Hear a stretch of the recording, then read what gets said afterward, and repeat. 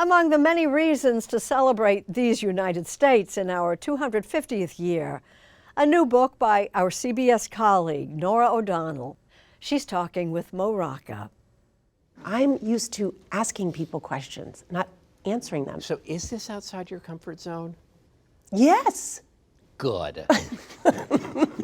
Norah O'Donnell has interviewed a lot of people in her long career, including some of the most important women of our time.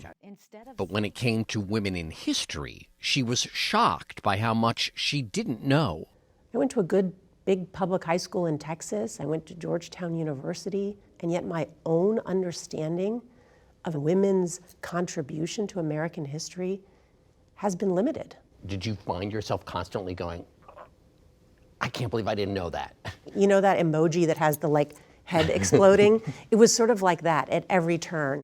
In her new book, We the Women, O'Donnell tells the stories of many of these hidden heroes, from Civil War surgeon Dr. Mary Edwards Walker, the only woman to receive the Medal of Honor, to Congresswoman Patsy Mink, author of Title IX, which allowed legions of young women athletes to battle it out on the playing field. O'Donnell kicks things off with America's founding document. I've never seen this is an original? This is an original. You know, the one declaring independence and bearing the names of 56 founding fathers and one very brave woman. See Mo right there? Printed in Maryland by Mary Catherine Goddard. When the founders decide they want the first official printing of the Declaration of Independence with all the signatories' name on it, who do they turn to? A printer in Baltimore. Mary Catherine Goddard.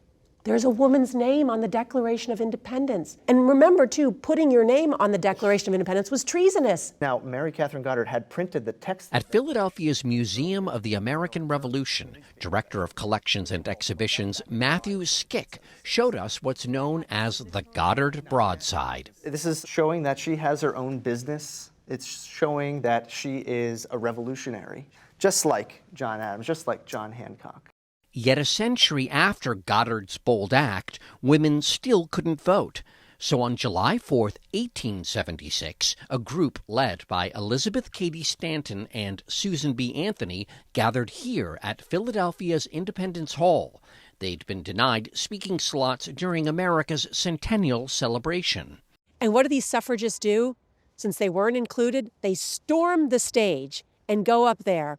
And what they have with them is a declaration of the rights of women that they wanted to read aloud and make the point that women deserve the right to vote and more. Still, it would take 44 more years before women won the right to vote in 1920. This is why we have to study history. I mean, I'm 52 years old. It was just about 50 years ago that women could open up a credit card in their own name, could get a mortgage, to have financial freedom. Women couldn't serve on juries in all 50 states until the early 1970s. Hello.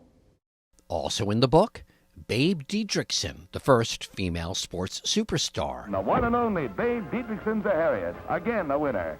Frances Perkins, the first female cabinet member. I think we don't boast enough of what our American democracy can do. And Constance Baker Motley. She was the first black woman to argue in front of the Supreme Court. Even so, when it came time to name a new director counsel of the NAACP's Legal Defense Fund, the job went to a man. She gets passed over. And guess what? With rejection for her becomes redirection. She gets elected to the New York State Senate. My elevation to the state Senate gives me an opportunity. And then President LBJ makes her the first black woman to serve on a federal bench. And because Constance Baker Motley becomes a federal judge, a young Ketanji Brown Jackson reads about her as a little girl in a magazine and sees that they have the same birthday and thinks maybe she could be a lawyer too. If you can see it, you can believe it, O'Donnell says, which is why she thinks these stories aren't just inspiring, they're necessary.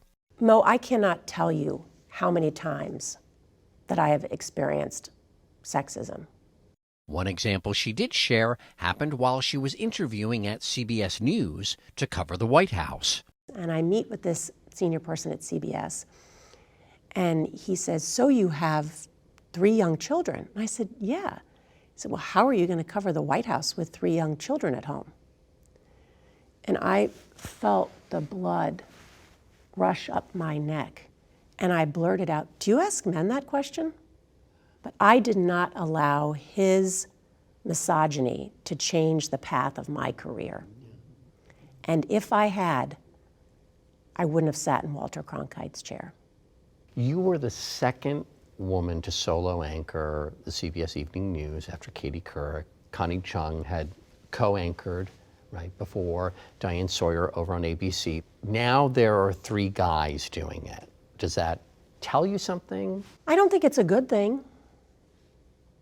You know, I certainly, like all of the men that are in that position, and they deserve to be in that position, but I do think there should be a woman leading one of the evening news broadcasts. I do think it's important to have representation. But when it comes to women and the future, Norah O'Donnell is an optimist. I think certainly in my generation there was a lot of, look, I'm sorry, but, or I hope I'm not offending anyone, but maybe we should. I'm sorry, but I have to ask you this? Yeah. That kind of a thing? Yeah. I think that's starting to end. Early in your career? Younger women that I work with don't do that. They don't do that. Younger women don't apologize or wait for the men to finish speaking in a room. They just speak. Yeah. They just say what needs to be done, and they do it efficiently, clearly, authoritatively, collaboratively, and then their record stands on its own. That is a sign of progress.